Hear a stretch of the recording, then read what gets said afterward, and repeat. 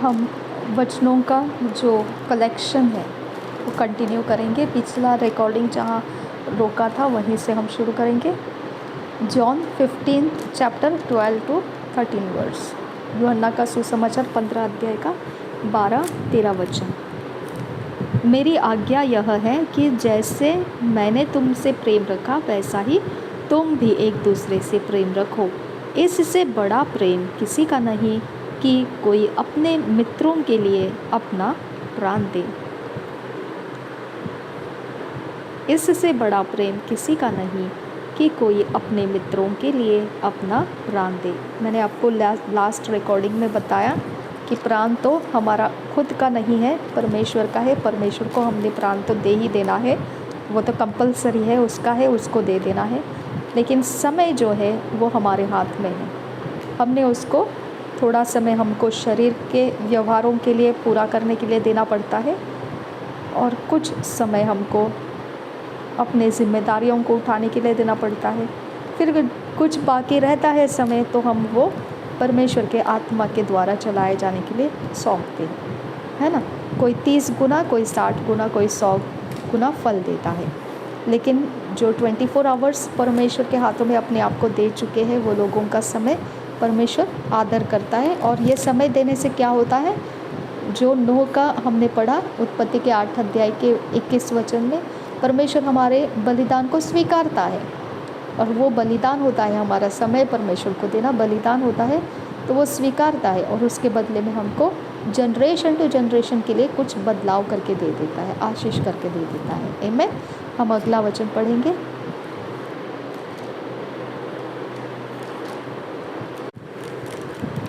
यूहन्ना रचित सुसमाचार, इसका 13 अध्याय का 34 वचन। यूहन्ना रचित सुसमाचार, उसका 13 अध्याय का 34 वचन।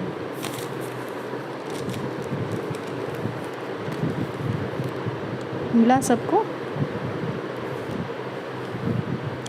हम पढ़ेंगे। मैं तुम्हें एक नई आज्ञा देता हूँ कि एक दूसरे से प्रेम रखो, यानी एक दूसरे के लिए प्रार्थना करो, एक दूसरे के लिए धन्यवाद का बलिदान चढ़ाओ, एक दूसरे के लिए परमेश्वर के सामने आते रहो। इसका मतलब ये है, ओके। जैसा मैंने तुमसे प्रेम रखा है वैसा ही तुम भी एक दूसरे से प्रेम रखो। तो हमने पढ़ लिया है इसके बारे में, यीशु मसीह ने कैसा प्रेम रखा हमारे बारे में।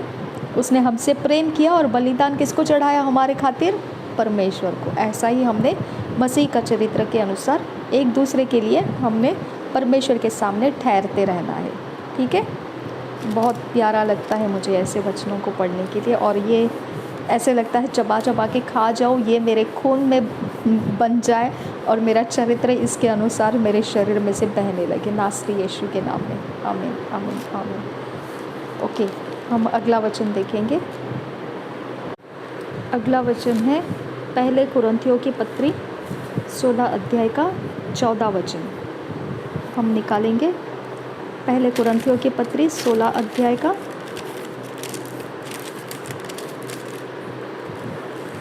14 वचन। पढ़े। जो कुछ करते हो प्रेम से करो, यानी प्रार्थना पूर्वक करो, ओके। जो कुछ करते हो परमेश्वर के सामने उसको उठाते हुए करो, है ना। जो कुछ करते हो प्रेम से करो। प्रेम का अर्थ अभी समझ में आ गया आपको? आपको जो भी करना है उसके अंदर आपका क्या है? इंटरेस्ट है। तो डेफिनेट आपने कैसे करना है उसको? परमेश्वर के सामने उसके बारे में बयान करना है। मुझे ये करना है, मुझे ऐसा करना है, मुझे ऐसा चाहिए, मैं ऐसा सोच रही हूँ, मेरे साथ ऐसा होना है, मैंने ऐसे अवस्था में मैं अपने आप को देखना चाहती हूँ। मेरे परमेश्वर, मैं तुझे ये बातें बताती हूँ, मेरी सहायता कर, मेरी मदद कर, मुझे ऐसे काम करने के लिए, मेरी सहायता करने के लिए मुझे डिवाइन हेल्पर्स दे, मुझे गाइडलाइंस दे, इंस्ट्रक्ट कर, मुझे मार्गदर्शन कर, मेरे रास्ते बना, है ना।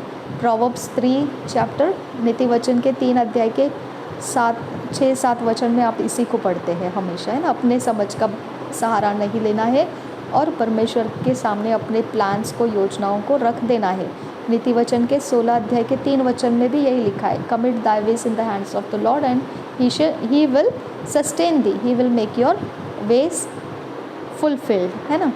तो इस तरह से अपने काम को प्रेम से करना है, यानी प्रार्थना के द्वारा ही आपके कामों को पूरा करना है। परमेश्वर को बताए बगैर कुछ नहीं करना है, इसका मतलब। ओके, अगला वचन हम पढ़ेंगे 2 कोरिन्थियंस 8 चैप्टर 9 वर्स। दूसरा कोरिन्थियों की पत्री 8 अध्याय का 9 वचन।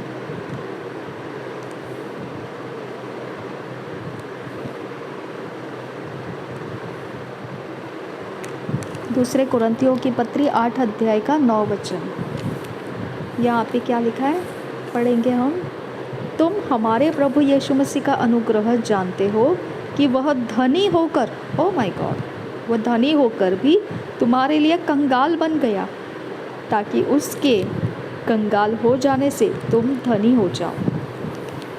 आपको यहाँ पर धन का अगर पता चलेगा ना तो आपको समझ में आएगा। ये धन वो नहीं है जो हम इस संसार के अंदर बोलते हैं धनी। ओके, तुम हमारे प्रभु यीशु मसीह का अनुग्रह जानते हो कि वह धनी होकर, पावर एंड अथॉरिटी के बारे में है ये धन उसका नहीं है जो आप पैसे, सोने चांदी के मोल जिसको कहते हैं, उसके विषय में आप इंसान को धनी या निर्धन कहते हैं, वो वाला ये धनी नहीं। ओके, ये धनी क्या है, ये आप, परमेश्वर क्या कहता है, धन कमाने का, धन प्राप्त करने का मैं तुझे सामर्थ्य दूंगा। सामर्थ्य है ना, सामर्थ्य, पावर, वेल्थ को एक्वायर करने के लिए सामर्थ्य दूंगा, पावर दूंगा। हालेलुया, ये धन है। ठीक है, यीशु मसीह के पास ये धन था। कौन सा धन था? पावर एंड अथॉरिटी था। उसके पास परमेश्वर होने का अधिकार भी था, गुण थे और सामर्थ्य भी था। वो परमेश्वर होते हुए भी मनुष्य का रूप धारण करके वो हमारी इस पृथ्वी के ऊपर मनुष्य के समानता में जिया। हालेलुया।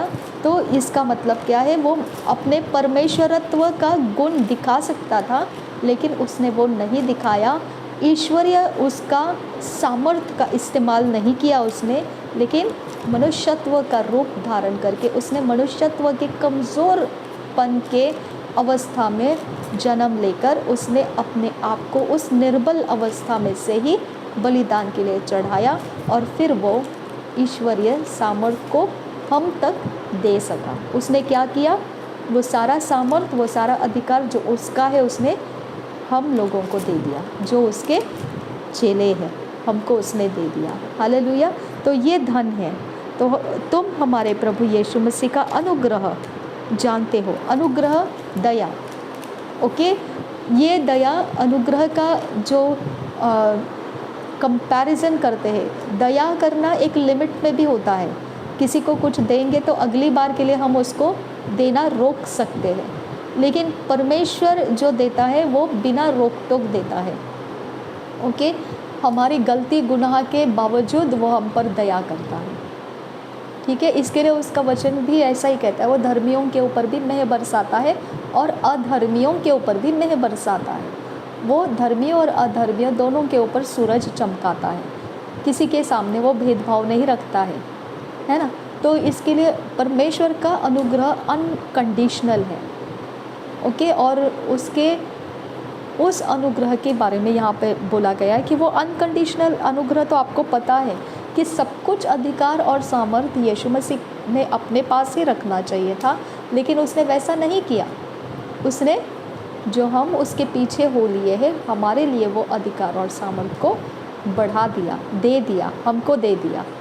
ठीक है, तो इस तरह से प्रभु यीशु मसीह ने उसका प्रेम हमको जताया, किस प्रकार से वो हमारे लिए कंगाल बना। अब कंगाल कैसे बना? क्या वो रोटी पानी से कंगाल था? क्या वो धन संपत्ति से कंगाल था? नहीं। ओके, उसने तो हज़ारों के लिए रोटी और मछली का इंतज़ाम कर दिया था। मछली के मुंह में से सिक्के निकालकर उसने अपने और अपने चेले का टैक्स भर दिया था। तो कंगाल था क्या वो? दाखरस, पानी को दाखरस बनाकर उसने सबकी वाह वाह बना दी, है ना। तो इस तरह से वो कंगाल था क्या? नहीं। ठीक है, ये सब करने के लिए तो पैसे लगते हैं, ये सब इकट्ठे जुटाने के लिए तो पैसे लगते हैं, तो क्या वो कंगाल था? नहीं, वो तो जुटा चुका ये सारी चीज़ें बिना मेहनत, बिना कोई काम किए, कोई पैसे लिए, कोई मजदूरी दिए, कुछ नहीं किया उसने। ओके, उसने वो तो कर दिया सारा काम। तो ये प्रकार की कंगाली नहीं। कंगाल होना मतलब क्या है? उसका अधिकार और सामर्थ्य उसने पृथ्वी के ऊपर के लोगों को दिया, जो उसके नाम को लेकर चल रहे, जिनके अंदर उसका नाम रखा गया है, उनको अब ये पूरा सामर्थ्य दे दिया, उनको पृथ्वी के ऊपर राज्य करने के लिए दे दिया गया। अब वो राज्य कर रहा है क्या? यीशु मसीह राज्य कर रहा है क्या? नहीं, यीशु मसीह का राज्य हम कर रहे हैं, हमारे द्वारा यीशु मसीह का राज्य हम इस पृथ्वी के ऊपर फैला रहे हैं। हालेलुया। तो वो अब पिता के दाहिने हाथ जा बैठा है, लेकिन उसका राज्य जो है वो हमारे हृदय के अंदर आ चुका है। अब ये हृदय को लेकर हम लोगों के बीच में उसका राज्य फैला रहे हैं। तो अब वो राज्य है, वो राजाओं का राजा कहते हैं, हम बादशाहों का बादशाह कहते हैं। यानी हम सब बादशाह है, और हम उसके ऊपर एक बादशाह को जानते हैं। हम सब के ऊपर एक बादशाह है, और वो बादशाह कौन है? यीशु मसीह है। ठीक है, तो ये बादशाहों का बादशाह है और हम बादशाह लोग हैं। ओके, तो हमारे हृदय के अंदर जो है वो यीशु मसीह का राज्य उसने हमको दे दिया। अब वो अपने पास रखा क्या उसने? नहीं, उसमें वो कंगाल हो गया। वो अब बोलता है अब तुम्हारी बारी है, तुम राज्य करो, तुम अधिकार ले चुके हो, तुम सामर्थ ले चुके हो, अब तुम चलाओ, अपना राज्य बनाओ, परमेश्वर का राज्य फैलाओ, यीशु मसीह का राज्य फैलाओ। हालेलुया। तो इस तरह से हमारे लिए उसने सब कुछ दे दिया। स्वर्ग का जो भी उसका स्थान था उसने हमारे साथ वो हमारे अंदर वो उंडेल दिया। अगला वचन है तीतुस की पत्री 2 अध्याय, तीतुस की पत्री 2 अध्याय 14 वचन। तीतुस की पत्री 2 अध्याय 14 वचन निकाला। इब्रानियों के पहले वाला पत्री जो है, इब्रानी फिलोमन, इब्रानी के पहले फिलोमन है, फिलोमन के पहले फिलोमन की पत्री है, फिलोमन के पत्री के पहले तीतुस की पत्री है। इब्रानियों के पत्री के पहले फिलोमन है, फिलोमन के पहले तीतुस है। 1-1, 2-2 अध्याय है, ज़्यादा नहीं है उसमें। ओके, तीतुस की पत्री 2 अध्याय का 14 वचन। जिसने अपने आप को हमारे लिए दे दिया कि हमें हर प्रकार के अधर्म से छुड़ा ले। हालेलुया। और शुद्ध करके अपने लिए एक ऐसी जाति बना ले जो भले भले कामों में सरगर्म हो। हालेलुया। और एक बार पढ़ेंगे, जिसने अपने आप को हमारे लिए दे दिया कि हमें हर प्रकार के अधर्म से छुड़ा ले। जिसने अपने आप को हमारे लिए दे दिया कि हमें हर प्रकार के अधर्म से छुड़ा ले। कितना प्यारा लगता है। जिसने अपने आप को हमारे लिए दे दिया कि हमें हर प्रकार के अधर्म से छुड़ा ले, और शुद्ध करके, अधर्म से भी छुड़ा लेना है और शुद्ध भी करना है। हालेलुया। ये दोनों वर्ड को आप रेड कलर से मार्क करके रखिए। ठीक है, अधर्म से छुड़ा ले और क्या करें? शुद्ध करके अपने लिए। किसके लिए? यीशु मसीह के लिए। हालेलुया। परमेश्वर के लिए, अपने लिए उसने क्या किया? हमको अधर्म से छुड़ाया। तो अब आप बताइए, अशुद्ध मन से, हाँ, मन के अंदर कड़वाहट रख के, जलन रख के, अशुद्धता रख के, व्यभिचार रख के, हाँ, गंदी हरकतें रख के, अशुद्ध रह के अगर हमको परमेश्वर के पास रखना होता तो प्रभु यीशु मसीह ने हमारे लिए ऐसा बलिदान क्यों किया होता? सोचने वाली बात है ना? प्रभु यीशु मसीह को बलिदान करने की ज़रूरत ही नहीं रहती अगर अशुद्धता उसको चल जाती। हाँ, अधर्म के काम उसको चल जाते तो प्रभु यीशु मसीह को बलिदान करने की ज़रूरत होती क्या? नहीं होती, है ना। तो प्रभु यीशु मसीह का बलिदान का महत्व ही ये था, उसने हमसे प्रेम किया सबसे पहली बार, और उस प्रेम की खातिर उसने परमेश्वर के सामने अपने आप को बलिदान चढ़ाया। ठीक है, अब चढ़ाया, लेकिन क्यों चढ़ाया ये वचन बताता है कि अधर्म से तुम छूट जाओ। तो अब हम अधर्म करते रहना है क्या? नहीं। अधर्म करने की इच्छा रखनी है क्या? नहीं। अधर्म के कामों को सपोर्ट करने की इच्छा रखनी है क्या? नहीं। अधर्म करने वालों को बिना रोक टोक हमारे लाइफ में कुछ भी करते रहने देना है क्या? नहीं। अशुद्ध रहना है क्या? नहीं। कड़वाहट करके रहना है क्या? नहीं। कुछ भी हमारे हृदय की बिगड़ी हुई हालात में परमेश्वर हमारे बलिदान को ग्रहण नहीं करेगा। समझ में आ गया आपको? क्योंकि वो चाहता था कि उसका बलिदान परमेश्वर स्वीकारे और हमारे हृदय की हालत को वो बदल दे। हालेलुया। हमारे हृदय की हालत बदलने के लिए उसको क्रूस के बलिदान का रास्ता चलना पड़ा।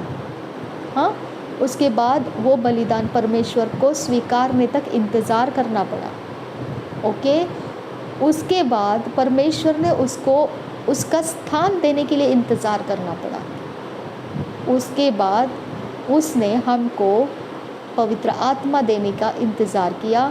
पवित्र आत्मा आने के बाद परमेश्वर का राज्य हम पृथ्वी के ऊपर फैलाने के लिए हमको अधिकार और सामर्थ्य देने का इंतज़ार किया। जब वो सब कुछ आया, अब हम अधर्म करने लगेंगे और हम अशुद्ध हृदय के साथ जीने के लिए तैयार रहेंगे, तो हम यीशु मसीह का बलिदान का कोई भी फ़ायदा नहीं कर रहे हैं। ओके, मसीही होने का कोई फ़ायदा नहीं कर रहे हैं, क्योंकि हमारा बलिदान परमेश्वर स्वीकारेगा नहीं। ओके, तो हमारा बलिदान परमेश्वर को अधर्म के साथ स्वीकारना था। अगर परमेश्वर को अशुद्धता के साथ ही स्वीकारना था, तो फिर मसीह यीशु को इतना रास्ता चलने की ज़रूरत ही नहीं थी। वो ऐसे ही हमको नया बना देता, ऐसे ही हमको ले लेता और ऐसे ही हमको छोड़ देता। हालेलुया। लेकिन नहीं, परमेश्वर को क्या चाहिए था? हमारा परिवर्तन चाहिए था।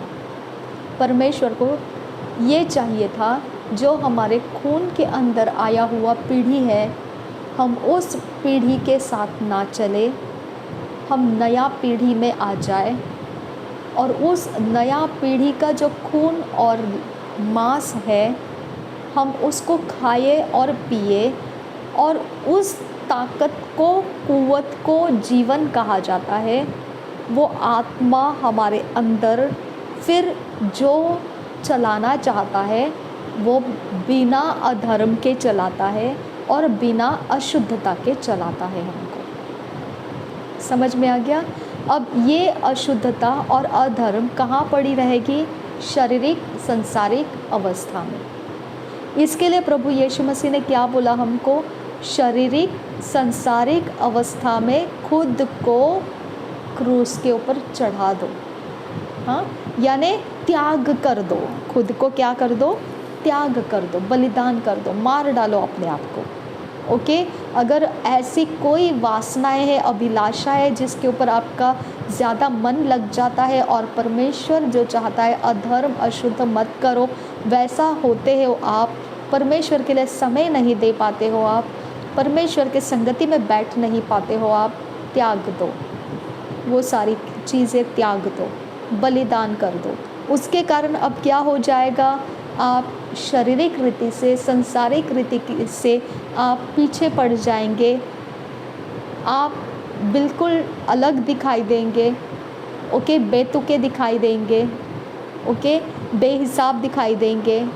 आप बिल्कुल गए गुजरे दिखाई देंगे। फ़र्क नहीं पड़ता है, त्याग दो, त्याग दो।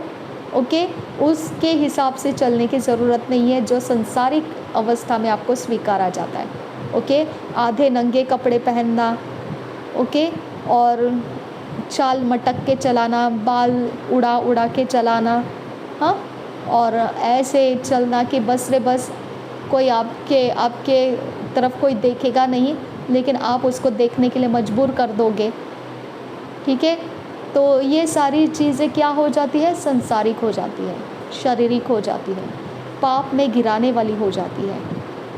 ओके, किसी भी तरह से अपने शरीर का इस्तेमाल इस तरह से मत कीजिए अगर मसीही हो तो। हाँ, अपने शरीर को उस एरिया ऑफ लाइफ में पूरी तरह से ख़त्म कर दो। आप किसी को भी चोरी नाशघात नहीं करोगे।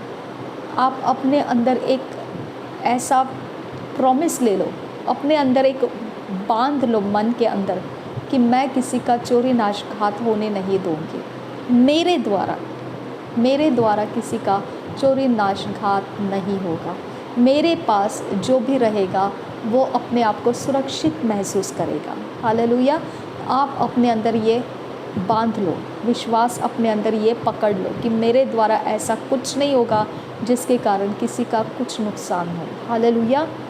अब आपको क्या ध्यान रखना है, अगर आप इस तरह से होगे, आप जब भी परमेश्वर के सामने अपने आप को कुछ करोगे, आराधना करोगे, बलिदान चढ़ाओगे, अर्पण चढ़ाओगे, परमेश्वर उसे स्वीकारेगा और आप जिस कारण से कर रहे हो वो कारण आपका पूरा हो जाएगा, 100% पूरा हो जाएगा, क्योंकि परमेश्वर विश्वास योग्य है माय डियर फ्रेंड्स।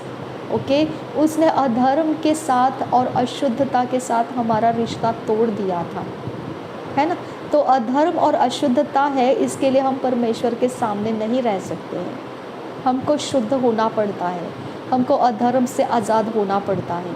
ओके, और अधर्म अशुद्धता का व्यवहार में आप बलिदान दोगे, वो काम नहीं करेगा।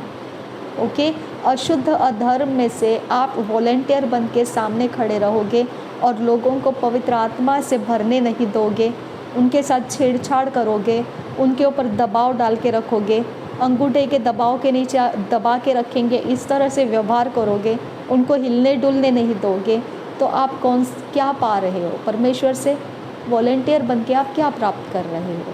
हालेलुया। तो यहाँ पे आप अपने आप को तो परमेश्वर के दुश्मन बना रहे हो। अपने शरीर में संसारिकता का मन रखकर आप परमेश्वर के दुश्मन बन के उस भवन के अंदर खड़े रहकर आप क्या कर रहे हो? हालेलुया।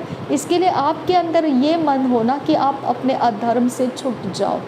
आपके अंदर अधर्म है। ओके, अगर कोई आपसे बात नहीं करता है, उसकी मर्ज़ी, ओके, उसके मर्ज़ी पे छोड़ दो। आपको ज़बरदस्ती उसको झुक के प्रणाम करके अपने आप को उसके पीछे लगा के बस दौड़ा कर उसको हैरान कर देना, ये काम आपका नहीं है। ये संसारिक लोग करते हैं ऐसा, जिनके अंदर अधर्म है, अशुद्धता है। ओके, तो आप पर्दाफाश हो जाते हैं जब आप ऐसा करते हो। ओके, मैंने इस बार ऐसा किया, एक ऐसी अवस्था आ गई थी कि कुछ चीज़ें हो रही थी और मैंने अपने साथ एक इंसान के लिए कुछ करना चाहा, तो वो चीज़ें आगे निकल गई। तो मैंने ना उसको खींच के पकड़ के रखा। मैंने बोला नहीं, यहाँ पे भी चाहिए, यहाँ पर भी चाहिए। और मुझे बाद में बहुत ख़राब लगा, मैं कैसे हूँ ये। मुझे अगर उस इंसान के लिए इतना आदर है तो मैंने उसके लिए मेरे पास जो है उसमें से मैंने उसको दे दिया होता। ये तरीके से उसको खींच के पकड़ के रुक के उसके लिए दिलवा के फिर शांत होना मुझे सही नहीं लगा। अब मैं आपको सीक्रेट बताती हूँ ऐसा क्यों हुआ मेरे साथ, क्योंकि कहीं ना कहीं मेरे हृदय के अंदर अशुद्धता है। नहीं तो ये अशुद्धता के कारण हम ऐसा मैनिफेस्टेशन करते हैं। हालेलुया। तो मैंने अपने आप को एकदम शांत किया, परमेश्वर से माफ़ी मांगा और मैंने बोला लॉर्ड आई एम सॉरी, मैंने ऐसा नहीं करना चाहिए था। मुझे अगर नहीं मिल रहा है तो इट्स ओके, अगर मिल रहा है देन इट्स ओके, लेकिन दोबारा मैं कभी फोर्स के साथ किसी से कुछ नहीं लूँगी। ओके, मुझे नहीं चाहिए ऐसा। ओके, तो मैंने परमेश्वर के सामने अपने हृदय को शुद्ध किया और सही किया और मेरा बलिदान परमेश्वर को मैंने चढ़ा दिया। ओके, तो आपका हृदय का इतना ख्याल रखना पड़ता है। आप अगर इस तरह से रहोगे कि आप बेतुकी हरकतें करोगे, यहाँ वहाँ अपनी पलटन बना दोगे किसी को परेशान करने के लिए किसी के सामने किसी को लाकर रख दोगे, उसको गाइड करोगे, इधर से दुपट्टा फेंक, उधर से बाल फेंक, इधर से, ये सारी चीज़ें करोगे। माय डियर फ्रेंड्स, आप शारीरिक हो, संसारिक हो, आप परमेश्वर के सामने सही नहीं हो। परमेश्वर अधर्म और अशुद्धता के साथ अर्पण नहीं स्वीकारता है। तो आप क्या अर्पण चढ़ा रहे हो? हालेलुया, क्या अर्पण चढ़ा रहे हो? मुझे फ़र्क पड़ता है? नहीं। किसी को फ़र्क पड़ेगा? नहीं। ओके, वो आपके लाइफ के अंदर जो बदलाव आना है, आप खुद के दुश्मन बन रहे हो, है ना। तो हम कभी ये बात को नहीं भूलना है कि परमेश्वर हमें अधर्म और अशुद्धता के साथ स्वीकारता नहीं है। ओके, हमारे अंदर का अधर्म अशुद्धता को हटाना ज़रूरी है, और जब तक हम ये नहीं करेंगे परमेश्वर हमें नहीं स्वीकारता है। ओके, इसके बारे में आप ध्यान रखिए। अधर्म और अशुद्धता से हटाने के लिए ही प्रभु यीशु मसीह का बलिदान हुआ है, और ऐसी जाति हमको बनना है जो भले भले काम में सरगर्म है। ओके, भले भले काम में सरगर्म है, इसका मतलब हमारे जो हेड है ब्रांच में या चर्च में, अगुवे जो है, वो कुछ बता रहे हैं कि इस तरफ से ये काम पूरा करना है, और हम अपनी चालाकी दिखाएंगे और दूसरी तरफ से उस काम का आधा हिस्सा करके दूसरी तरफ लोगों को दौड़ा देंगे। ये सरगर्म की काम नहीं है। ओके, इसमें कोई मतलब नहीं रहता है। आप खुद अपने आप के दुश्मन बन रहे हो। ओके, और दूसरे लोगों को भी परेशानी में डाल रहे हो। आप एक हेड के पीछे सब लोग चल सकते हैं, 10-12 हेड बन जाएंगे तो लोग कंफ्यूज हो जाएंगे, जाए तो जाएं, कहाँ जाएं? ओके, और पहुँचेंगे कहाँ पर? वो परमेश्वर का स्थान नहीं रहता है। ओके, वो कन्फ्यूशन का स्थान बन जाता है, और कन्फ्यूशन बाबेल का टावर बनता है जिसको परमेश्वर रोक देता है। फिर हालेलुया, जिसको क्या करता है परमेश्वर? रोक देने के लिए ऐसे हरकतें कर देता है, कन्फ्यूशंस डाल देता है। तो क्या आप अपने कलीसिया को रोक देना चाहते हो? क्या अपने ब्रांच को रोक देना चाहते हो? आप क्या करना चाहते हो? एक हेड को सुकून के साथ फैसले लेने दो, उनके पीछे शांति से चलो। ओके, आपके चर्च के अगुवे हैं, उनको शांति से चलने दो, उनके डिसीशंस को आप अपोज मत करो, उनके पीछे शांति से चलो। ऊन कतराने वाला मेमना जैसा रहता है वैसे आप उनके पीछे चलते रहिए। ओके, ताकि हम अपनी अपनी जगह में बने रहे, परमेश्वर हमें बनाए रखे, तितर पितर ना हो जाए, स्कैटर ना हो जाए, कन्फ्यूशन ना बढ़ जाए, लोगों के नुकसान ना हो जाए। ओके, ऐसे में शैतान अटैक करता है। ओके, किसी का नुकसान हो जाता है, कोई कहीं पर नुकसान, चोट पहुंच जाती है, कहीं गिर जाते हैं इंसान, कहीं एक्सीडेंट्स हो जाते हैं, कहीं कुछ भी हो जाता है। ऐसे गड़बड़ी में दूर दूर से लोग आते हैं, कहीं पर भी कोई भी हिस्सा शैतान कमज़ोर मानकर अटैक कर सकता है ना। तो शांति से चलिए, एक अगुवे के पीछे चलिए, हड़बड़ी मत मचाइए। जो इंस्ट्रक्शन दिया है वो एक इंस्ट्रक्शन के पीछे लोगों को चलते रहने दीजिए। किसी भीड़ के डर रखने की ज़रूरत नहीं है, सब अपने समय में खाली हो जाएगा, लेकिन थोड़ा सा सब्र रखिए। एक हेड के पीछे सबको चलने दीजिए, एक अगुवे के पीछे सबको चलने दीजिए, ताकि सब कुछ समझ में आए कि क्या हो रहा है। ये नहीं कि किधर क्या क्या हो रहा है पता ही नहीं चल रहा है। हाँ, ये मत कीजिए। ये कहाँ होता है? जहाँ पर स्टॉप करने का समय आ जाता है। परमेश्वर रोक देने का समय जब आता है तब ऐसा होता है ना। तो परमेश्वर को रोकने मत दीजिए, ऐसे काम मत कीजिए कि परमेश्वर को रोक देना पड़ेगा, वो ऑर्गेनाइजेशन रोक देना पड़ेगा, वो ब्रांच रोक देना पड़ेगा, या फिर वो कलीसिया को रोक देना पड़ेगा। ऐसा काम मत करो जहाँ पे परमेश्वर बोलेगा कि बस मुझे अब रोक देना चाहिए, नहीं चाहिए ऐसा, है ना। तो रोक नहीं देना है, परमेश्वर को काम करने देना है। तो आप एक अगुवे को मानिए, एक अगुवे के पीछे मेमने की तरह चलिए।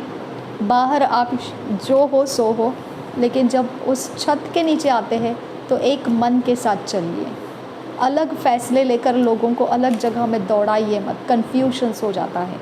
कन्फ्यूशन में शैतान अटैक करता है, नुकसान हो जाते हैं, और कोई समझ नहीं पाता है एग्जैक्टली हो क्या रहा है ना।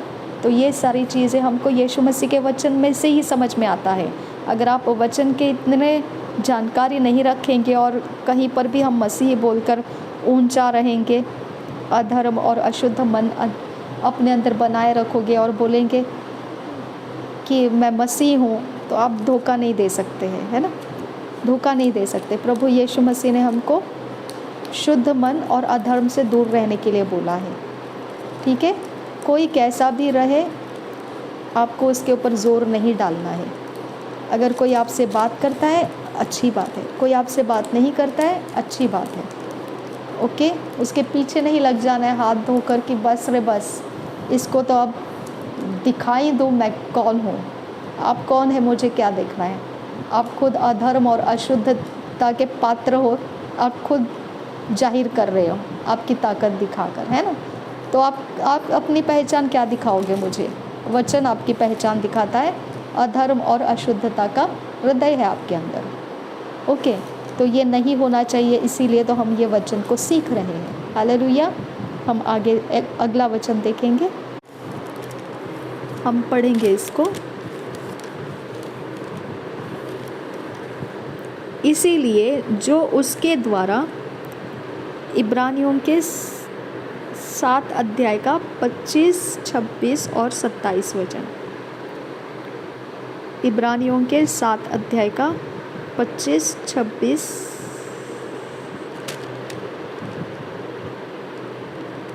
और 27 वचन।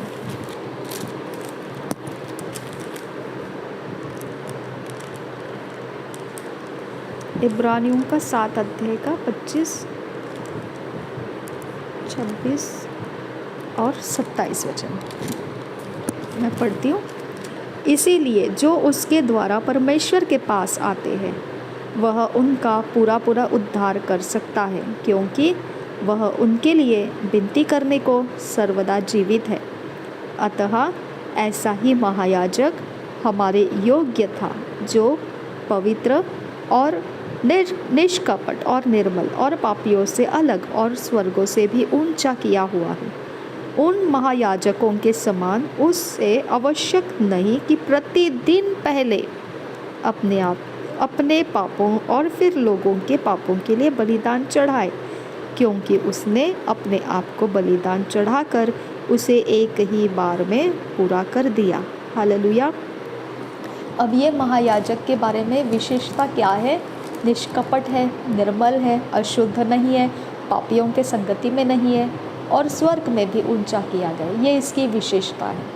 आप सोचिए, जो महायाजक पृथ्वी के ऊपर परमेश्वर के लेवी घराने के थे, उन लोगों को अपने आप को पहले शुद्ध करना पड़ता था, फिर लोगों के पापों का शुद्धिकरण करना पड़ता था और फिर परमेश्वर के सामने बलिदान लेकर जाना पड़ता था, ओके। लेकिन यहाँ पे ये जो महायाजक है, ये एक बार बलिदान हुआ, एक बार ही उसने अपने आप को बलिदान करके परमेश्वर के सामने स्वीकार योग्य बन गया। एक बार इसका बलिदान हो गया, एक बार में स्वीकार योग्य हो गया, हमेशा के लिए अब ये वहाँ पर ठहरा हुआ है। हालेलुया। अब इस तक जो भी पहुँचता है वो पिता के पास पहुँच जाता है। वचन भी बोलता है ना, प्रभु यीशु मसीह के द्वारा ही पिता के पास पहुँचा जाता है।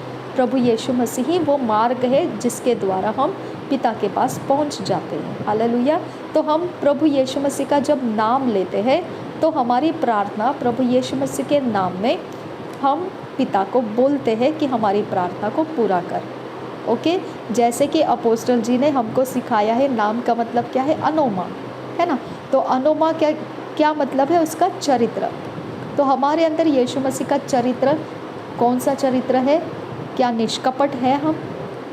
क्या अधर्म से दूर है, अशुद्धता से दूर है? नहीं, है ना, क्योंकि हम शरीर में हैं।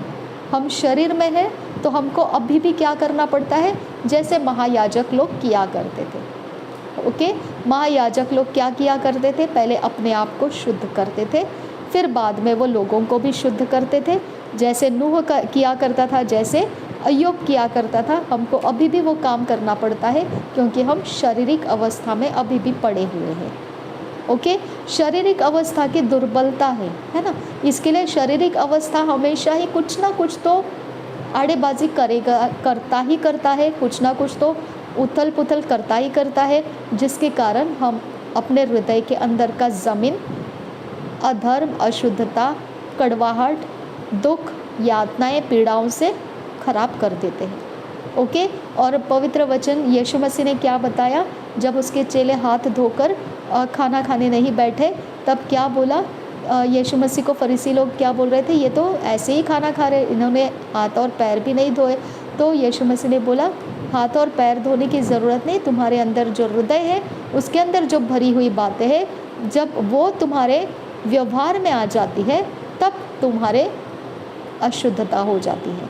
हाथ और मुंह ना धोने से तुम अशुद्ध नहीं होते हैं, तुम्हारे हृदय के अंदर की गंदगी के वजह से तुम अशुद्ध हो जाते हो, है ना। तो हृदय के अंदर की अशुद्धता के कारण अगर हम डिफाइल हो जाते हैं तो हमारे हृदय का अवस्था बटा हुआ है। एक हम परमेश्वर की तरफ जाना चाहते हैं, दूसरे हम शारीरिक जीवन के प्रभाव में रहते हैं, है ना। तो शारीरिक जीवन के प्रभाव में जब हम रहते हैं तब हमें हमारे स्वार्थ को ज़्यादा देखना पड़ता है। ओके। और स्वार्थ को देखकर हम अपने रास्ते चलते हैं। लेकिन आत्मा के अंदर जब हम होते हैं तब हम स्वार्थ नहीं, हम परमेश्वर के मर्ज़ी को देखते हैं और उसे पूरा करने के लिए हम चलते हैं। ओके। तो स्वार्थ के लिए जब हम करते हैं तब हम एक दूसरे को हानि भी कर देते हैं, चोरी नाशघात भी हो जाता है। ओके। और हमारे द्वारा हम परमेश्वर का मन दुखी कर देते हैं, पवित्र आत्मा का मन खेदित कर देते हैं। ओके। इसकी वजह से हमको अपने शरीर के कर्मों के कारण हमको इन बातों से छूटना ज़रूरी पड़ता है, अशुद्धता से छूटना ज़रूरी पड़ता है। हमारे प्रार्थना के पहले हम पश्चातापी हृदय से परमेश्वर के सामने गिड़गिड़ाना पड़ता है, हमें माफ़ कर दे, हमारे गलत काम माफ़ कर दे, अधर्म को माफ़ कर दे, हमें निश्चित रूप से शुद्ध कर, पवित्र कर, ताकि हमारा बलिदान तेरे सामने स्वीकारा जाए। हालेलुया। तो हमारा बलिदान ऐसा ही स्वीकारा जाता है क्या? नहीं, हमारा हृदय शुद्ध करना ज़रूरी है। ओके। तो अगर हमको ऐसा लगता होगा कि हमारा हृदय कैसे भी रहे कोई फ़र्क नहीं पड़ता है, नहीं, कोई फ़र्क नहीं पड़ेगा, लेकिन आपको मार्गदर्शन भी सही नहीं मिलेगा, क्योंकि पवित्र आत्मा आपको मार्गदर्शन करेगा, लेकिन आपका गंदा हृदय आपको पावर देगा। ओके। उकसाएगा। आप पवित्र आत्मा की ना सुने, आपका गंदा हृदय जो चाहता है वही करे, क्योंकि आपने अपने मन को शुद्ध नहीं किया। तो वो गंदा हृदय का पावर ज़्यादा रहेगा।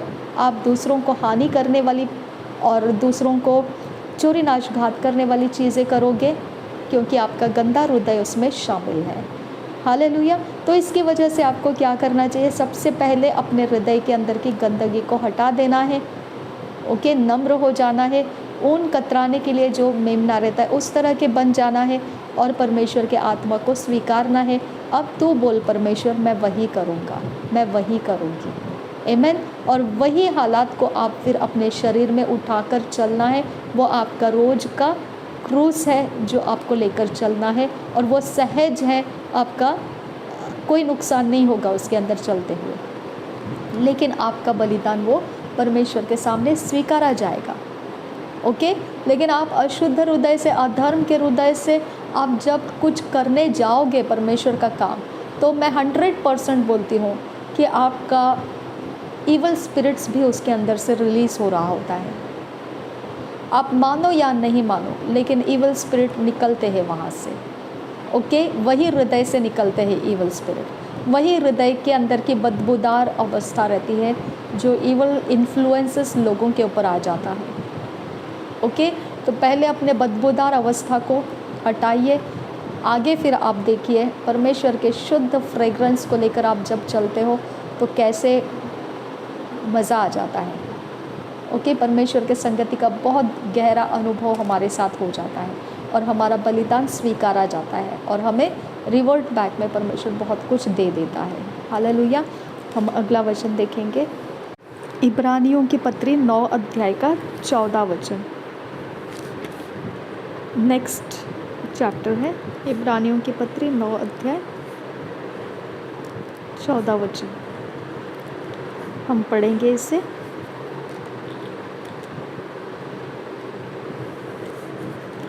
तो मसीह का लहू, जिसने अपने आप को सनातन आत्मा के द्वारा परमेश्वर के सामने निर्दोष चढ़ाया, तुम्हारे विवेक को मरे हुए कामों से क्यों ना शुद्ध करेगा, ताकि तुम जीवते परमेश्वर की सेवा करो। हालेलुया। देखिए मैंने क्या बोला आपको, हृदय के शुद्ध किए बिना आप सेवकाई में उतरते हो, आप बहुत बड़े धोखे में हो, बहुत बड़े धोखे में हो कि आपको लगता है कि आपकी सेवा स्वीकारी जा रही है। नहीं, ओके, हृदय की शुद्धता होने के बाद ही आपकी सेवा स्वीकारी जाती है। ओके, आपके हृदय के अंदर का शुद्धता फ्रेग्रेंस बन के चलता है, जिसको कोई इनकार नहीं कर सकता है। आपको ज़बरदस्ती उसके सामने झुक के नमन करके गले लगाने की ज़रूरत नहीं पड़ेगी। अगर आपके अंदर शुद्ध हृदय है, वो फ्रेग्रेंस आपका अपने आप लोगों को आपकी तरफ खींच लेता है। हालेलुया।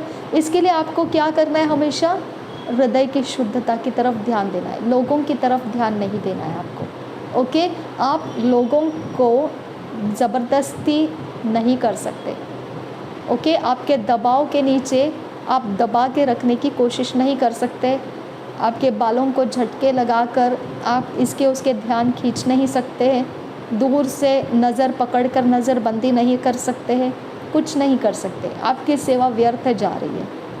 ओके, आपकी सेवा व्यर्थ जा रही है। आपको क्या करना चाहिए, शुद्ध हृदय को लेना चाहिए। और मसीह ने क्या किया, शुद्ध हृदय के साथ परमेश्वर के सामने बलिदान चढ़ाया। किसके लिए, हमारे लिए। हमने क्या करना चाहिए, शुद्ध हृदय बनाकर परमेश्वर के सामने हमारे प्रियजनों के लिए बलिदान चढ़ाना चाहिए। हालेलुया।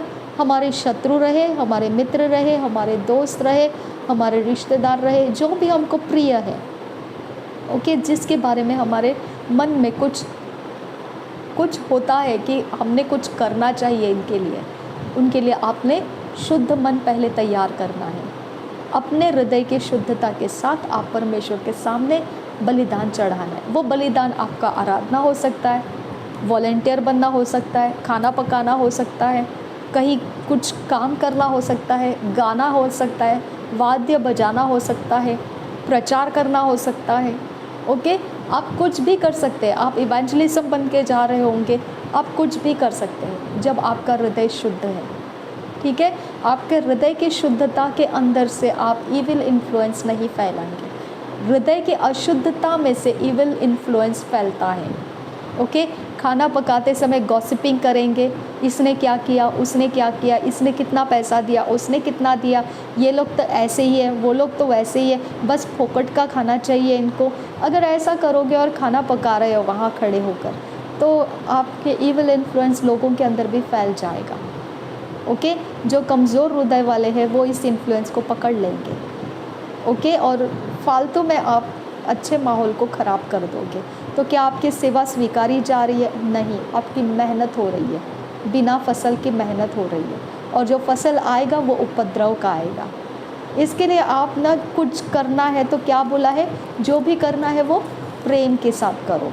प्रेम का मतलब क्या है, पहले अपने हृदय को शुद्ध करो, फिर आप जो करना चाहते हो उन बातों को परमेश्वर के सामने दे दो, और परमेश्वर को उस शुद्ध हृदय के अनुसार परमेश्वर आपका बलिदान स्वीकारे, आपकी प्रार्थना स्वीकारे, आपके गीत स्वीकारे, आपकी सेवा स्वीकारे।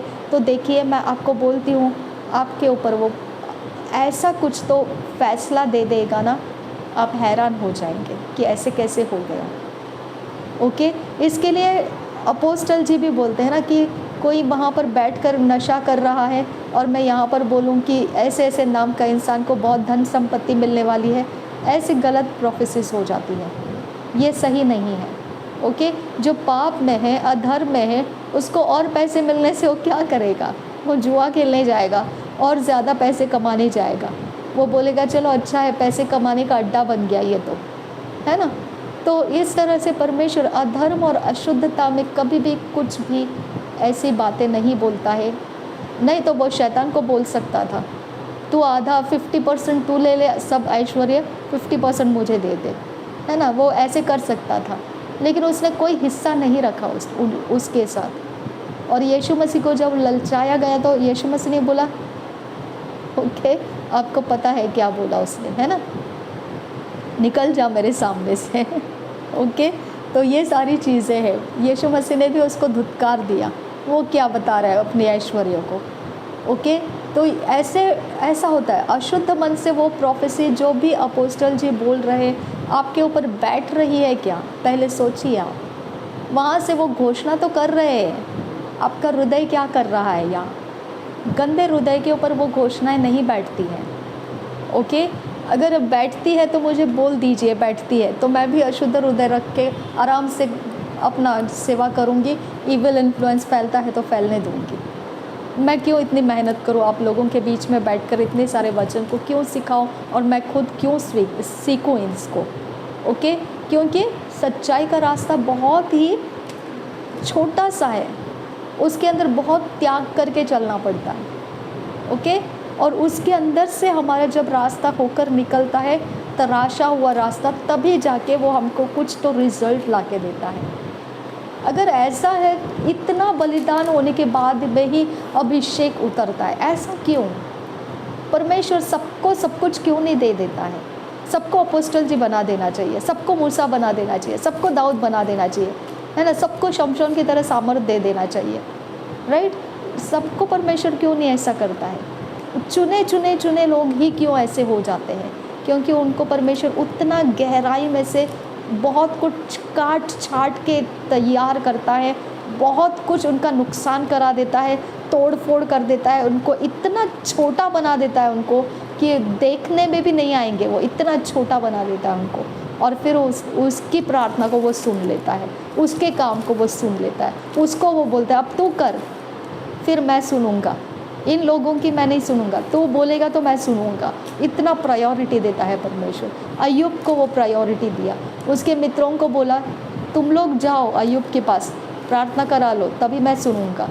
ओके, अबीमेलेक को बोला तू जा अब्राहम के पास, वो भविष्यद्वक्ता है, वो प्रार्थना करेगा तो मैं सुनूंगा, तेरा राज्य में से मैंने बोला हुआ काम वो हटाऊंगा और सब कुछ सही करूंगा, तू जाएगा तो करेगा, नहीं तो नहीं करूंगा। ओके, तो परमेश्वर इतना प्रीमियम बना देता है वो लोगों को, है ना। तो क्यों करता है वो?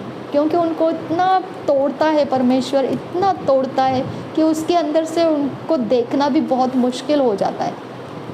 ओके, इतना तोड़ के उनको छोटा बना देता है वो, और फिर वहाँ से वो परमेश्वर बोलता है ये मेरे लिए सुगंधदायी बलिदान बन गया। हालेलुया। तो आप बिना इतने शुद्ध हुए अधर्म के काम करके, अशुद्ध व्यवहार में रह के, वॉलंटियर बन के यहाँ वहाँ किसी कमज़ोर इंसान को परेशान करने के लिए उठ बैठते हो, पवित्र आत्मा से भरने वाले लोगों को आप मुश्किल में डाल देते हो। ये सारी चीज़ें आप आराम से कर लेते हो, जहाँ खाना पकाते हो वहाँ पे बैठ के इसकी उसकी बुराइयाँ करते रहते हो, आराम से कर लेते हो आप। कैसे क्या होता है ये आपसे? ओके, अशुद्ध अधर्म को लेकर आप बोल रहे हैं हम सेवा कर रहे हैं, हम सेवा कर रहे हैं, हम सेवा कर रहे हैं, हम बस। लेकिन हृदय का क्या? हृदय के बारे में किसको बताया आपने? वो परमेश्वर ही देख रहा है, आपके बर्ताव दिखा रहे हैं, आपके हृदय के अंदर जो भरपूरी में भरा हुआ है वही उंडेल कर बाहर आ रहा है ना। तो इसके बारे में भी तो ख्याल करो कि आपका सेवा स्वीकार हो रहा है या नहीं हो रहा है, क्या हो रहा है आपके साथ। हालेलुया। आप खुद जांचिए कि आप 5 घंटे कहीं बैठते हो, आप क्या लेकर उठते हो वहाँ से। 5 घंटे आप बिताते हो, आप क्या लेकर निकलते हो वहाँ से। Oh my God, hallelujah. Okay, कितना आसान लगता है हमको कहीं पर भी जाके बैठना, किसी भी कलीसिया में जाके बैठना, उठकर आ जाना, कितना आसान लगता है हमको। कोई भी पुलपिट के ऊपर खड़े हो जाओ और 2 शब्द बोल दो और उठ के चले आ जाओ, कितना आसान लगता है हमको। आपके हृदय का क्या, माय डियर फ्रेंड्स? हालेलुया। आपके हृदय के बारे में क्या क्या परमेश्वर ने ग्रहण किया उसे? क्या वो पुलपिट शुद्धता के साथ परमेश्वर के लिए ग्रहण योग्य हुआ था? क्या किया आपने अपने हृदय का? ओके, ये सारी चीज़ें अगर आप नहीं मानते हो तो आपको मेरा चैनल फॉलो करके भी फ़ायदा नहीं है कुछ भी। ओके, क्योंकि ये सब होता है भाई। ओके, ये सब होता है यहाँ, हृदय की शुद्धता को मायने दिया जाता है यहाँ पर। ओके, तो यहाँ पे क्या लिखा है देखिए, इब्रानियों की पत्री 9 अध्याय का 14 वचन। तो मसीह का लहू जिसने अपने आप को सनातन आत्मा के द्वारा परमेश्वर के सामने निर्दोष चढ़ाया, तुम्हारे विवेक को मरे हुए कामों से क्यों न शुद्ध करेगा, ताकि तुम जीवते परमेश्वर की सेवा करो। मरे हुए कामों से क्यों न शुद्ध करेगा। मरे हुए काम क्या है? शारीरिक लालसाएं, जीवन का घमंड, आँखों की अभिलाषाएं, हाँ, और जो कीड़े मकोड़े हैं हमारे शरीर के अंदर, है ना, उकसाते हैं हमको चोरी नाश घात करने के लिए, है ना। ये सारे डीमंस हैं, छोटे छोटे, ओके। हमको गाइडलाइंस करते हैं हमारे अंदर से, इसको भड़का दे, उसको भड़का दे, इसको भेज वहाँ से, इसको भेज वहाँ से, इसको ऐसा कर, उसको वैसा कर। ये छोटे छोटे कीड़े हैं, हाँ। अब ये कीड़ों के साथ आप परमेश्वर की सेवा करो और मुझे बोलो कि वो सेवा स्वीकारी गई, तो मेरा फिर कहीं आना जाना ही व्यर्थ हो जाएगा। ओके ओके, तो मेरा सारा बलिदान ही व्यर्थ हो जाएगा, मेरा सारा काम व्यर्थ हो जाएगा, है ना। तो आपको क्या करना है, ये सारी चीज़ों को ध्यान देना है। अपने हृदय की शुद्धता में सेवा स्वीकारी जाती है, ओके। अशुद्ध और अधर्म के साथ परमेश्वर की सेवा स्वीकारी नहीं जाती है। आप ऐसे कर रहे हो तो आप जाहिर कर रहे हो कि आप आइडोलेटर हो, मूर्ति पूजक हो। आप मसीह नहीं हो, मूर्ति पूजक हो, आप आइडोलेटर हो, ओके। इसके लिए आपका ये स्वभाव, ये तरीका, चाल चलन मुश्किल में डाल रहा है लोगों को, ठीक है। तो चोरी नाश घात करने वाले मत बनो, शुद्ध बन जाओ, हृदय को शुद्ध करो और सही रास्ते पकड़ लो। शायद से आपकी सेवा स्वीकारी जाए और परमेश्वर कुछ काम कर दे। आमीन। इब्रानियों के 10 अध्याय का 10 से 12 वचन। इब्रानियों का 10 अध्याय का 10 से 12 वचन हम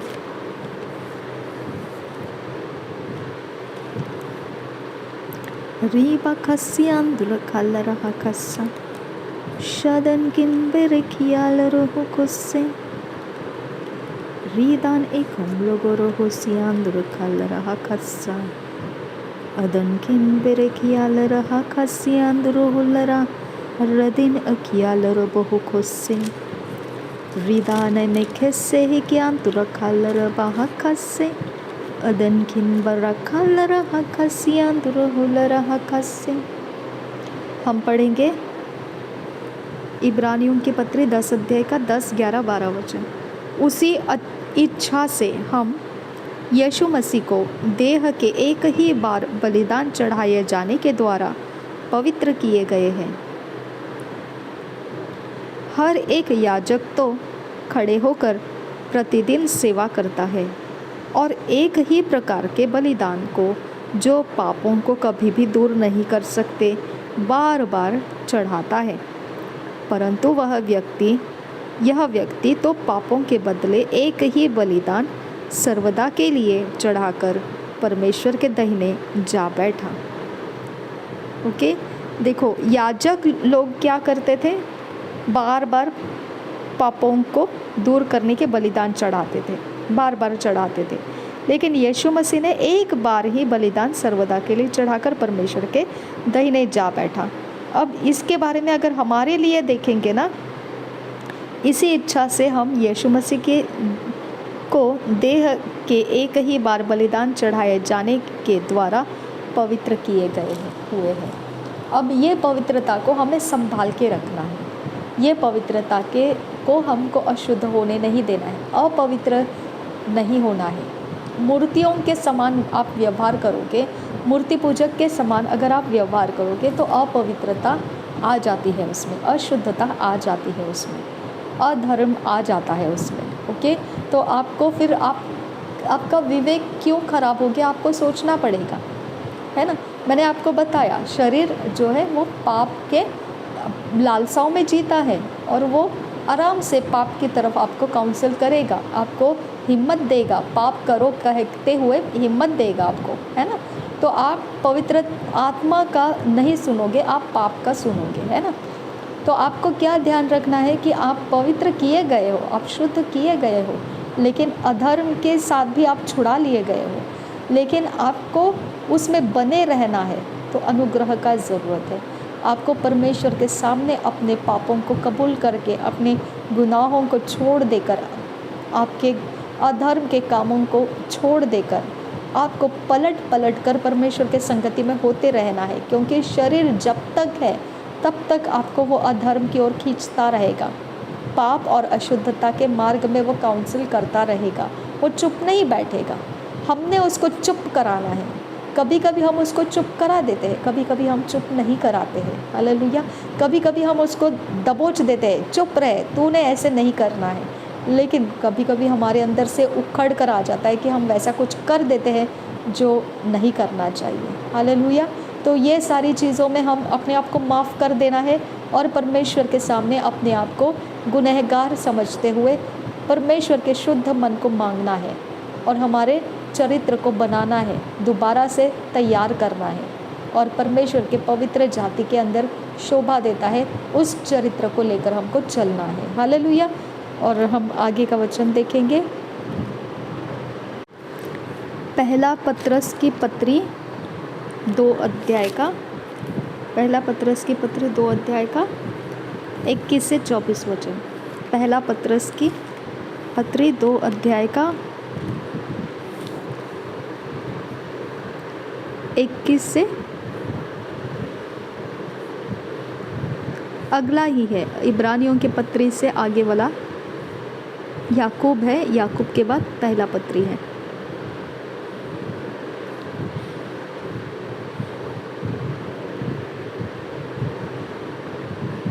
पहला पत्रस की पहली पत्री,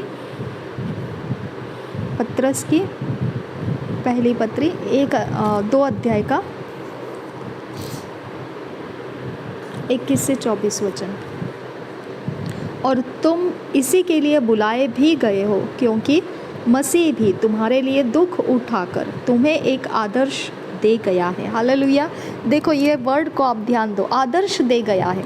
हमारे शारीरिक जीवन में हमने कैसे जीना चाहिए इसके बारे में प्रभु यीशु मसीह ने हमको आदर्श दिया है कि तुम अपवित्र मत बनो, अभी तुम अशुद्ध मत बनो।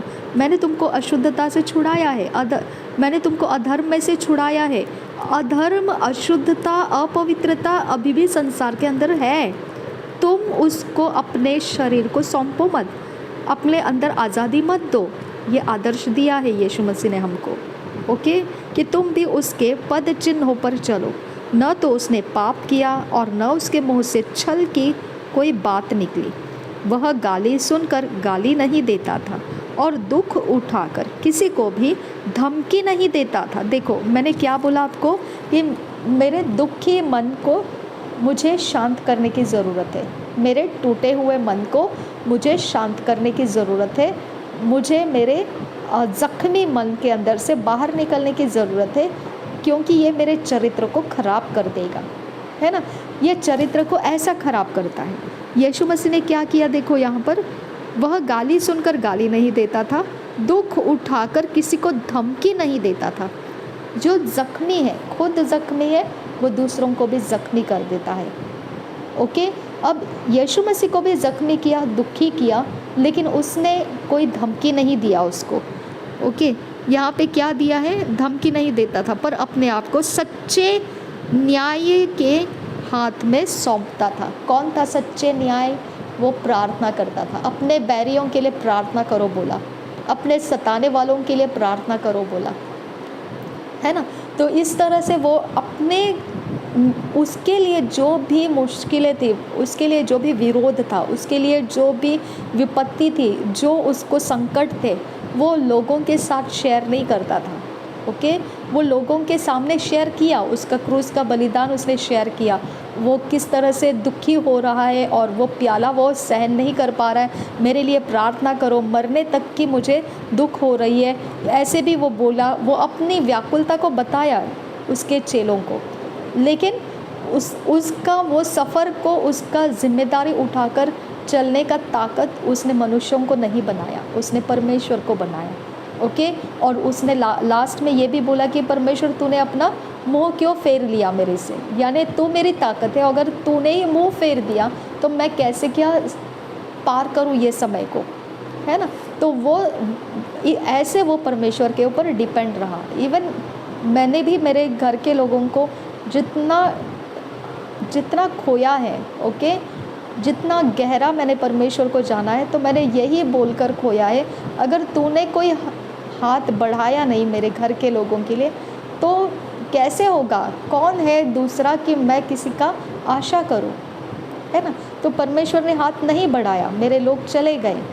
यस, परमेश्वर ने हाथ नहीं बढ़ाया, मेरे लोग चले गए, है ना। तो ये समय रहता है कि परमेश्वर ऐसा होने देता है, तब भी हमको धमकी नहीं देना है, हमको शांत रहना है, हमको सहनशील रहना है। हम जख्मी ज़रूर हुए हैं, हम दुखी ज़रूर हुए हैं, हमारे अंदर चोट ज़रूर लगी है, लेकिन हमको शांत रहना है। हालेलुया। हमको उसके बारे में ज़ुबान खोल के ठाप ठाप ठाप किसी को भी हथियार नहीं चलाना है। हालेलुया। हमने परमेश्वर के सहनशीलता में शांत रहना है। ओके, तो इस तरह से प्रभु यीशु मसीह परमेश्वर के सच्चे न्यायी के हाथ में सब कुछ सौंपता था। मैंने भी परमेश्वर के हाथों में सौंप दिया कि अगर तू नहीं तो कुछ भी नहीं है, अगर तूने कुछ किया तो सब कुछ हो सकता है, अगर तूने नहीं किया तो कुछ भी नहीं हो सकता है। और उसने नहीं किया तो मैंने भी कुछ नहीं किया। ओके, मैंने भी कुछ नहीं किया, मैंने भी अपने हाथ खड़े रखे। इट्स ओके लॉर्ड, जब तू नहीं कर रहा है तो मेरे लिए और कौन कर सकता है ना। सच्चे न्याय के हाथ में अपने आप को सौंप दिया मैंने भी, क्योंकि ये आदर्श है। मसीह यीशु ऐसा रहा, मैं भी वैसे रह रही हूँ। आमीन। ये मेरे लिए वचन मुझे आदर्श सिखाता है, आपको भी मैं वैसे ही बता रही हूँ। जब प्रभु यीशु मसीह कर रहा है वो कर रहा है, जब नहीं कर रहा है तो आप उसके खातिर आप कोई भी उथल पुथल की बातें नहीं कर सकते हैं उसके बारे में। ओके, वो परमेश्वर है, उसके सामने हमको उसके हाथों में ही न्याय को सौंप देना है। अगला वचन है पहले यूहन्ना की पत्री 3 अध्याय का 16 वचन। पत्रस की पहली पत्रियों से आगे निकल जाएंगे तो यूहन्ना की पत्री लगती है। ओके, पहले यूहन्ना की पत्री 3 अध्याय का 16 वचन।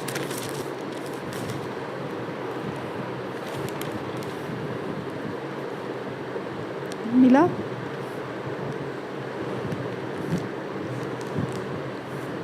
हमने प्रेम इसी से जाना कि उसने हमारे लिए अपने प्राण दे दिए और हमें भी भाइयों के लिए प्राण देना चाहिए। पहले यूहन्ना 3 अध्याय 16 वचन। हमने प्रेम इसी से जाना कि उसने हमारे लिए अपने प्राण दे दिए और हमें भी भाइयों के लिए प्राण देना चाहिए। मैंने आपको बताया प्राण क्या है। हमारा प्राण तो परमेश्वर का है, उसको तो हमें परमेश्वर को दे ही देना है, लेकिन समय निकालिए अपने भाइयों और बहनों के लिए, परमेश्वर के सामने जाने का समय निकालते रहिए, वो आप करते रहना है। अगला वचन देखिए, हम देखेंगे प्रकाशित वाक्य 1 अध्याय का 5 वचन। प्रकाशित वाक्य उसका पहले अध्याय का 5 वचन। ओके, पढ़ती हूँ मैं। और यीशु मसीह की ओर से जो विश्वास योग्य साक्षी और मरे हुओं में से जी उठने वालों में पहलोठा और पृथ्वी के राजाओं का हकीम है, तुम्हें अनुग्रह और शांति मिलती रहे।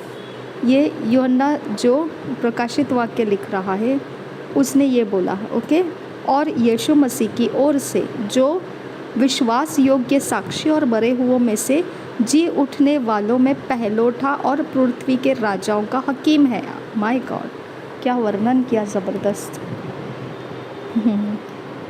जो विश्वास योग्य साक्षी और मरे हुओं में से जी उठने वालों में पहलौठा और पृथ्वी के राजाओं का हकीम है, तुम्हें अनुग्रह और शांति मिलती रहे। वह हमसे प्रेम रखता है और उसने अपने लहू के द्वारा हमें पापों से छुड़ाया है। हालेलुया। वह हमसे प्रेम रखता है और उसने अपने लहू के द्वारा हमें पापों से छुड़ाया है। वह हमसे प्रेम रखता है, कैसे पता चलता है? क्योंकि वो परमेश्वर के सामने हमारे लिए विनती करता रहता है, हमारे विनतियों को परमेश्वर के सामने रखता रहता है। हालेलुया। इसके लिए वो हमसे प्रेम करता है, साबित होता है। और दूसरा क्या है? उसने अपने लहू के द्वारा हमें पापों से छुड़ाया है। हालेलुया। हमें पापों से छुड़ाया है, उसके लहू के बलिदान को परमेश्वर के सामने चढ़ाया उसने। परमेश्वर ने उसके लहू के बलिदान को स्वीकारा और हमें पाप से छुड़ाया। हालेलुया। उसका लहू कितना कीमती है, अब समझ में आ रहा होगा आपको कि पाप करना आसान नहीं है। पाप में से छुड़ाना यीशु मसीह को उसका लहू देना पड़ा। कितना भयंकर है पाप करना, है ना? हमको लगता है हम पाप का कैरेक्टर जीते हैं, असली पाप नहीं है ये, हम पाप का फल जी रहे हैं। पाप आदम और हवा का है या कैसे है वो हम अगली बार देखेंगे, लेकिन पाप का हम जो है वो कैरेक्टर जी रहे हैं। ओके, पाप का फल है हम, ठीक है? तो परमेश्वर ने हमको उस फल को लाने से रोकना था।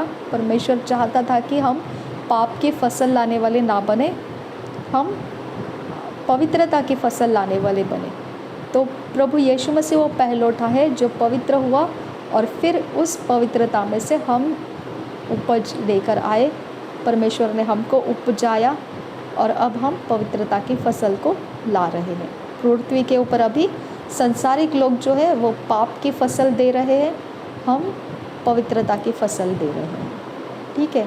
तो हम जब मैरिज करते हैं, बच्चे जन्माते हैं, तो हम पवित्रता की फसल लाने के लिए हम ये सब फैमिलीज़ को बढ़ा रहे हैं। लेकिन संसारिक में अभी भी पाप का प्रभुत्व बढ़ाने के लिए, पाप का असर बढ़ाने के लिए जनरेशन्स को बढ़ाया जा रहा है, ठीक है? तो हमारे पास अभी एक कारण है। अगर हमको कभी भी परमेश्वर के लिए इस तरह का कोई फ़ैसला लेना होता है तो हम क्यों लेते हैं ऐसा फ़ैसला?